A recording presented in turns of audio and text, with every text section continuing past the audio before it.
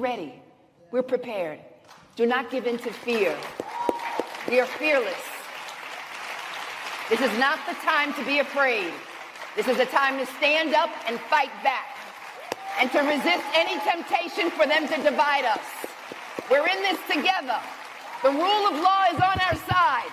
We will not give in, not give up. We will not capitulate. We will not bow. We will not bend. We will survive.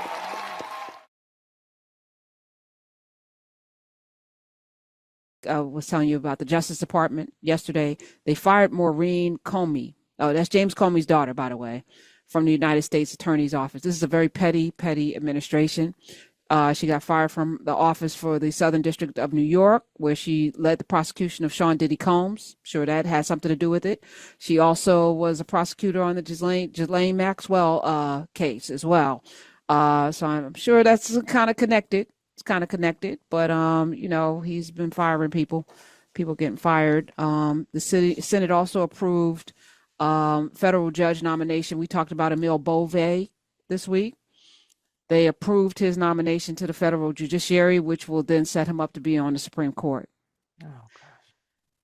Despicable, horrible human being. He was nominated to the Third Circuit Court of Appeals. He now moves to the full Senate. And of course, they're going to rubber stamp it as well because the numbers are there. He is tied to some of the most aggressive legal moves, and he's also been responsible for telling people to ignore the law. F the law is what he said. He's 44 years old, but you're going to put him in a place to examine the law and preside over the law. But he told people to not follow the law. These are the times that we're in, okay? And so Trump posted on his anti-social media that Bove would do anything else that he would do anything else that is necessary to, quote, in all caps, make America great again. So you know who he is. Mm-hmm. Okay. He has his record in and outside of the Justice Department has fueled opposition from 900 former DOJ lawyers. He is so egregious. 900 former DOJ lawyers are saying that he is egregious. So there's that. 866-801-TALK, Amber. Let's take some calls. People have been holding on. I'm really grateful that they are calling. Let's go to John in Michigan. Hi, welcome to the Karen Hunter Show. Hey, Karen, thank you so much for taking my call. I really appreciate it. You're welcome. Hey, John. I just want to say, Karen, I'm a veteran. I fought in Iraq and Afghanistan, and Battle of Fallujah. I lost my arm and my leg, but I was always hopeful. And Karen, these last 7 months, I have felt the most fear that I never felt when I was fighting overseas. I'm fearful, Karen, of a country that it's just 7 damn months disintegrating in front of us. And I'm fearful. I'm telling my wife that we need to go. We need to bug out now. And she wants to wait until next year for the midterms, and I'm trying to explain to her that it's too late. You know, if they win on the midterms, Karen, you know it's going to take decades, generations, just to get back to where we was in 2024. You are absolutely right. You're absolutely right. First of all, I'm thankful for your service, and I'm so sorry that it cost you 2 limbs to stand up for rights and freedoms that we are seeing eroded by the day. Did you not see this coming, though? John, is this a surprise? It's a surprise that it's taken this quickly, to be honest. And when Trump first got it, like you said, there were still checks and balances, still people to clap back on him. And that's why, of course, he fired and had so much administration rotation. But now, like you said, he's got all his sycophants in line, and he's a lame duck president that's going to go down as being the best lame duck president because nobody's standing up to him. Yeah, no, you're saying a word, and I appreciate it. I'm going to make an assumption about you that you did not vote for him in November. I did not. Okay, good. Whew. I was like, okay, all right, because I was like, wait a minute. Wait, did you vote though? Did you vote in November? Of course, I've been voting since I was 18 years old. Okay, all right, all right. So I'm gonna make another. So that means you voted for Kamala Harris? That's correct. Okay. All right, all right. Whew. And again, we got to kind of take these purity tests at this point because the condition that we find ourselves in was because people made a decision to either not vote or vote just down ballot and not vote for the president because of all of the propaganda that went out. And to me, it was a very simple vote, just like 2016. For me, I voted for Hillary Clinton for the Supreme Court. And I said that every day on the airwaves. I said there's going to be one definite because we knew there was one, two, maybe three Supreme Court seats that would be up for grabs. And damn if I wasn't spot on. Damn if I wasn't. And I said, so this vote is not about for Hillary, super predator, notwithstanding what she got hot sauce in her bag. What I do know is that the Supreme Court is your voting rights, is vote Roe v. Wade. It's like I was breaking it down every day, John. I was breaking it down every day on these airwaves. Every day I would start the show with 5 minutes of Trump telling people what would happen if he got in. For nothing else, he would be able to seat 3 Supreme Court justices. And damn, if that didn't happen, and also decide the dominoes that came afterwards, where we're sitting now with people in Beauvais, they're teeing him up to be on the Supreme Court. Sonia Sotomayor is not a very healthy lady. Elena Kagan is not a very young lady. Ketanji Brown Jackson is Sisyphus trying to push this rock up the hill every single day. That woman is standing on business, but she's by herself. Okay. And this is going to be scary because Clarence Thomas and Alito, if they win in the midterms, I guarantee you they're both going to retire and Beauvais is going to be on that court. Yep. And so it is frustrating. I don't know, though, John, if leaving, and I'm struggling with this myself. So let me just be transparent. To stay in a place that is about to turn into 1930-something Nazi Germany and to stay to fight is going to take a certain something. Yeah. Running away feels like it should be the thing to do, but then that means nobody will be left to fight. I know. I'm debating that too.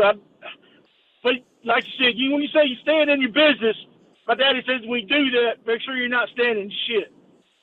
Well, we are in that, sir. We are in that. It's all it stinks. It's foul. Flies are coming. John, I appreciate you so much. How long have you been listening to the show? Well, actually, just relatively shortly. I bought my wife a new vehicle in February, and we got the Sirius and paid for the subscription, and we just been hooked on the station ever since. Here, we love everything about it. Well, thank you. I appreciate you. Thank you for calling, being a part of this family, and you and your wife. Stay in touch. We got until November. I do agree with you that it may be too late, but I'm also very stubborn. I don't believe in quitting. I don't know what it is. I just can't. First of all, I kind of low key like a fight. Let me just say that I don't get enough fights on these airways. Y'all be trying, but then y'all don't come correct. Y'all ain't trained enough.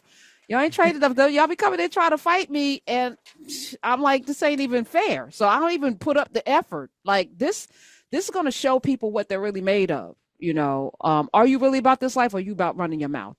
Are you a social media, to your point? You out in the streets for clicks and likes, or you really about building and growing? Do you even know what it means to build something from scratch and how to sustain it? Are you really, really, really as tough as you think you are?